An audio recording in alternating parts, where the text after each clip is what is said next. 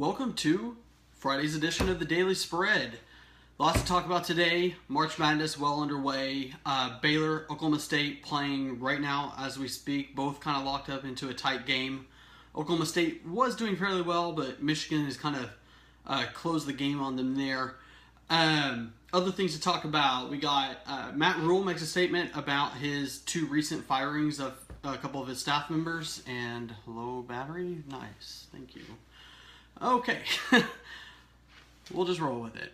Okay. I'm not as organized as I typically am because I didn't get the notes on the iPad. The game's going on behind me.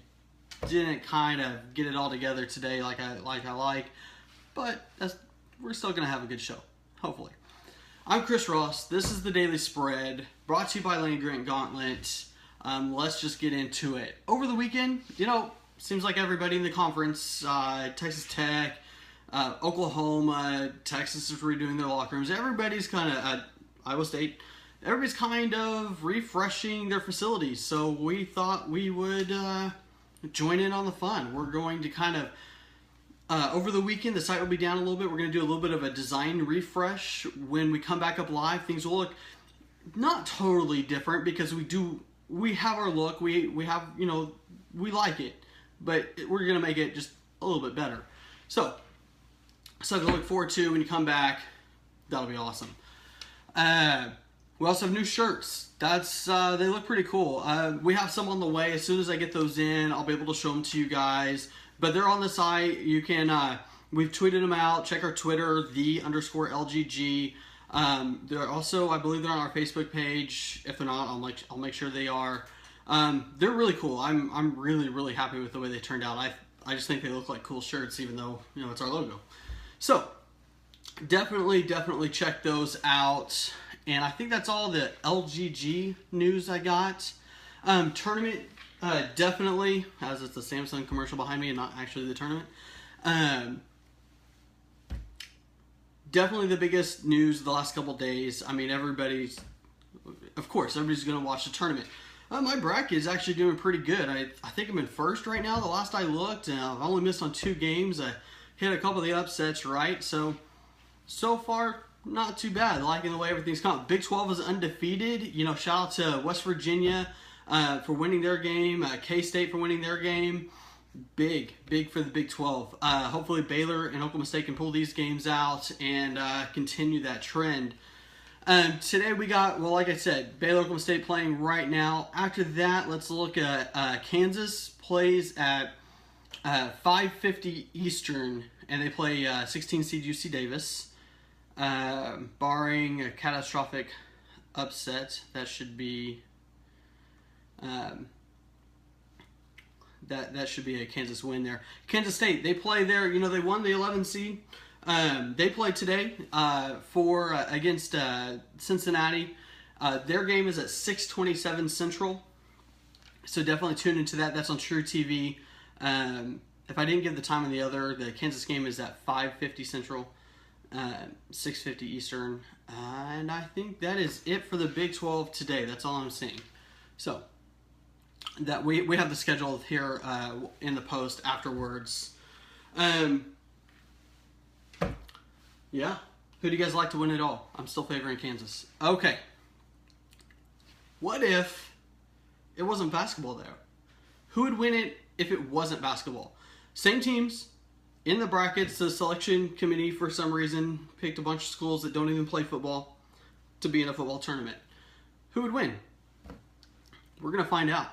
The round of 64 is currently live on the site right now. You go check that out. Patrick Mayhorn is doing that. It's pretty cool. He used, I need to pull it up because I don't know. He used a simulator to kind of keep the randomness of some of the games. It's easy to say USC will probably beat SMU. But there's a chance SMU could win. And in the simulator, maybe they did. Definitely go check that out. See who kind of did what. Some of the games we just kind of, neither team plays football, so we just kind of made a guess who we think might win that game.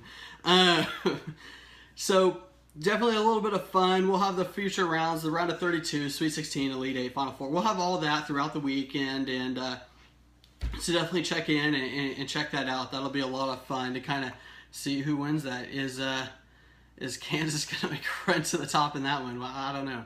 We'll see. Okay. After that, it is... Let me look at what I got here. I'm lost. Like I said, I don't have my notes right now. I got it. We'll look at it here. Okay. Please bear with me. Oh, the Baylor. Matt Rhule. That's what's up next. He addressed the media. You know, he had to fire the assistant director of football operations, whatever that guy's name was. Real winner there for sending inappropriate text messages to, I guess she was 18, a teenager, and you know, she's legally an adult and all that, but still fairly inappropriate, and at Baylor right now, obviously very inappropriate. And then, you know, last month he fired the strength and conditioning coach, Brandon Washington, for trying to pick up after he was arrested for trying to pick up a prostitute. So, kind of a little bit of egg on their face early into the Matt Rhule regime, but to his credit, he caught him. He basically told the media, you know, people are going to be held to a standard here. If they screw up, they're going to pay for it. And that's what he's done, and essentially that's all he can do. I mean, I don't know. I don't think you can hold him accountable for what these guys did, because as he said, you know, they did their background checks, they did their due diligence, but at the end of the day, you don't know who these guys are in their personal lives. And you just, if they screw up, they're going to address it. And I think that's all you can ask for. So, I mean, I like it. I like what he had to say. I don't find any problem with that. I like that he had to say. I think he's taking Baylor to a great direction. I think what he did with this recruiting class is nothing short of amazing, considering the cards he was dealt. And I do like the fact it's embarrassing for Baylor that this happened again after everything else that's going on.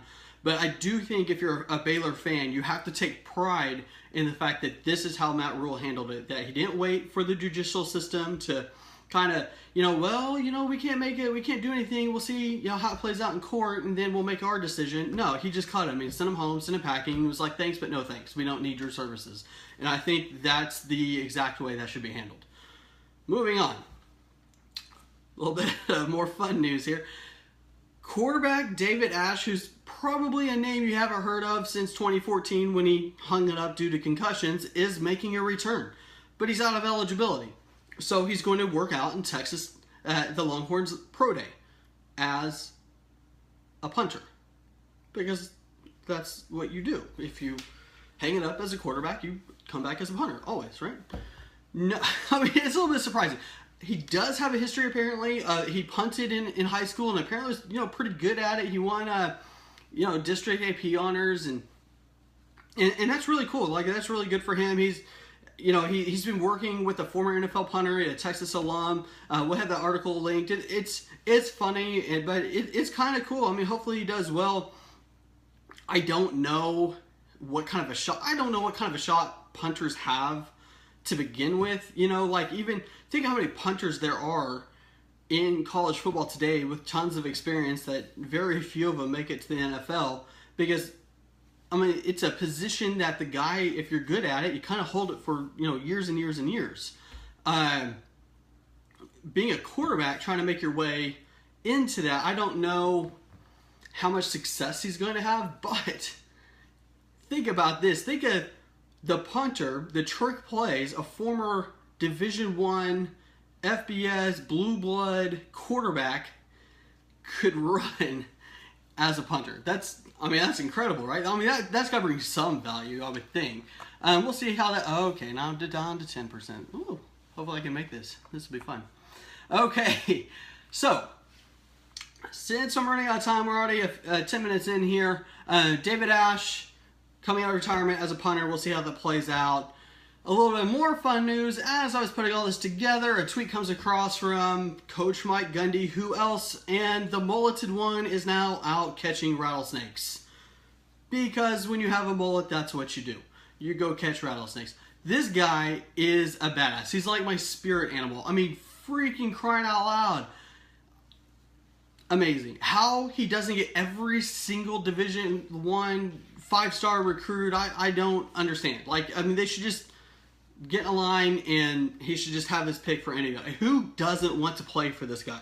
The guy just is a legend. I mean, this is, it's amazing. We'll have the tweet. It's in the article. Definitely check that out. This has been the Daily Spread. Watch some watch some March Madness, and over the weekend, have fun, and we will see you Monday.